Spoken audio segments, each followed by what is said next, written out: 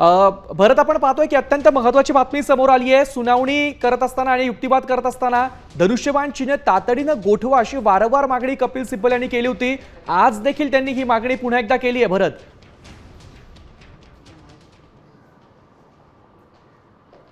सुमित, मी आधीच ज्या पद्धतीने म्हटलं होतं की कपिल सिब्बल त्यांच्या जो युक्तिवादाचा शेवट आहे तो अत्यंत भावनिक मुद्द्यावरती करतात, ज्या मुद्द्यावरती संपूर्ण देश विचार करेल अशा पद्धतीचा शेवटचा मुद्दा असतो। आणि आजच्या युक्तिवादाच्या माध्यमातून कपिल सिब्बल यांनी तेच साध्य केलेलं आहे। कपिल सिब्बल यांनी आता जे म्हटलंय ते अत्यंत महत्त्वाचं आहे। कपिल सिब्बल यांनी थेट धनुष्यबाण चिन्ह, जोपर्यंत ही सुनावणी संपत नाही, या प्रकरणाचा निकाल येत नाही, तोपर्यंत धनुष्यबाण चिन्ह गोठवण्याची केलेली मागणी ही या सगळ्या युक्तिवादाचा सर्वोच्च शिखर असल्याचं पाहायला मिळतंय। आणि तोच मुद्दा कपिल सिब्बल यांनी शेवटच्या क्षणामध्ये जे शेवटचा बॉल सिक्सर जसा मारतात, अगदी त्याच पद्धतीने कपिल सिब्बल यांनी हा मुद्दा या ठिकाणी मांडल्याचं पाहायला मिळतंय। धनुष्यबाण गोठवा अशा पद्धतीचा युक्तिवाद कपिल सिब्बल यांनी केलेला आहे। जोपर्यंत धनुष्यबाण चिन्ह गोठवलं पाहिजे, युक्तिवाद संपवताना ही कपिल सिब्बल यांची अत्यंत मोठी आणि महत्त्वाची मागणी आहे। आणि याच मागणीच्या माध्यमातून कपिल सिब्बल यांनी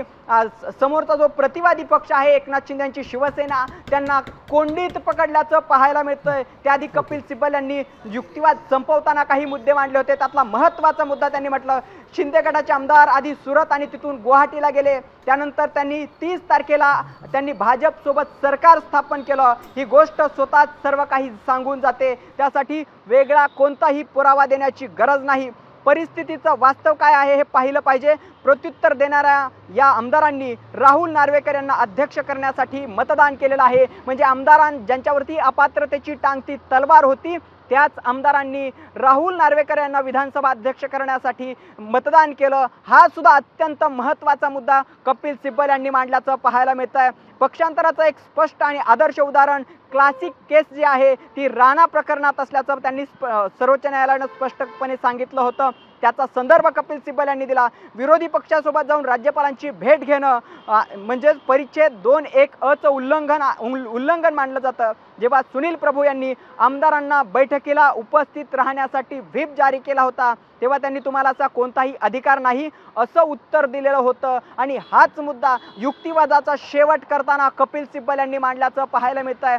खरं तर विधानसभा अध्यक्षांचा जो निर्णय आहे तो निर्णय कसा बेकायदेशीर होता हे सांगताना त्यांनी ज्या आमदारांनी ज्यांच्यावर अपात्रतेची टांगती तलवार आहे, नबाम रेबिया जी केस आहे, त्या केसमध्ये उपाध्यक्षांवरती अपात्रतेची टांगती तलवार असताना उपाध्यक्षांनी जो निर्णय दिला होता, तशाच पद्धतीने या प्रकरणात सुद्धा राहुल नार्वेकर यांनी विधानसभा अध्यक्ष म्हणून त्यांच्यासाठी ज्या अपात्रतेची टांगती तलवार ज्या आमदारांवर आहे त्यांनी मतदान केलं। हा महत्त्वाचा मुद्दा या ठिकाणी कपिल सिब्बल यांनी उपस्थित केलेला आहे। आणि सुनावणीचा शेवट करताना त्यांनी अत्यंत महत्त्वाचा मुद्दा मांडला आहे, तो म्हणजे या सगळ्या केसचं शिखर मांडलं गेलं पाहिजे, तो म्हणजे शिवसेनेचं धनुष्यबाण हे चिन्ह गोठवा अशा पद्धतीचा अत्यंत महत्त्वाचा मुद्दा कपिल सिब्बल यांच्या युक्तिवादाचा शेवट करताना त्यांनी मांडल्याचं पाहायला मिळतंय। घटनात्मक मूल्यांचं कशा पद्धतीने उल्लंघन झालंय अशा सगळे मुद्दे आहेत हे कपिल सिब्बल यांनी त्यांच्या जो युक्तिवादाचा टेम्पो आहे तो वरती घेऊन जात अखेर त्यांनी पक्षाचं धनुष्यबाण चिन्ह गोठवण्याची मागणी केल्याचं सुद्धा पाहायला मिळतंय।